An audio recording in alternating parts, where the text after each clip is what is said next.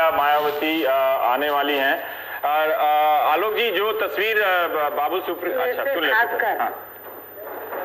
उत्तर प्रदेश व उत्तराखंड चुनाव परिणाम बहुत ही ज्यादा चौंकाने वाले हैं तथा किसी के भी गले के नीचे से उतरने वाले नहीं हैं। शायद आप लोगों के भी गले के नीचे से आसानी से उतरने वाले नहीं हैं। इन दिखाए जा रहे परिणामों से ऐसा साफ तौर पर प्रतीत होता है कि वोटिंग मशीन ने बीजेपी के सिवाय किसी दूसरी पार्टी के वोट को स्वीकार ही नहीं किया है, अधिकांश स्वीकार ही नहीं किया है, या फिर अन्य पार्टियों के वोट भी बीजेपी के ही खाते में चले गए।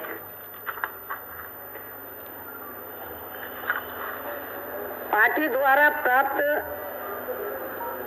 रिपोर्टों के मुताबिक, जो मुझे रिपोर्ट मिल रही है, तो पार्टी द्वारा प्राप्त रिपोर्टों के मुताबिक मुस्लिम बाहुल्य इलाकों में भी ज्यादातर वोट बीजेपी को ही चले गए हैं,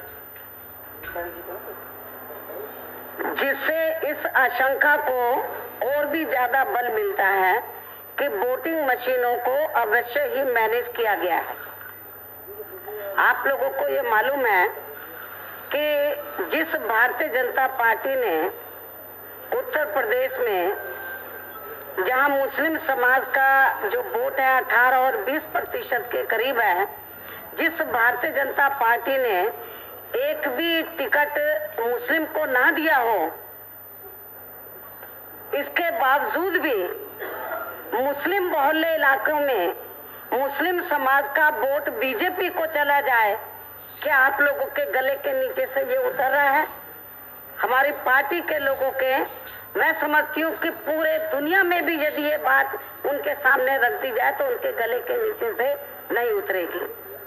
सन 2014 के लोकसभा आम चुनाव के समय में भी, खासकर उत्तर प्रदेश के चुनाव परिणाम के संबंध में भी इसी प्रकार की आशंका जताई गई थी।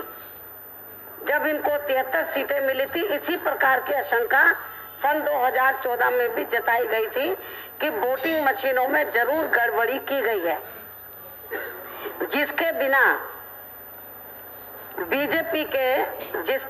बीजेपी के पक्ष में ऐसा खास चुनाव परिणाम बिल्कुल भी संभव नहीं हो सकता था सन 2014 में भी। और इतना ही नहीं, बल्कि उत्तर प्रदेश में वोटिंग मशीन के संबंध में ये चर्चा आम रही है कि बटन कोई भी दबाया जाए।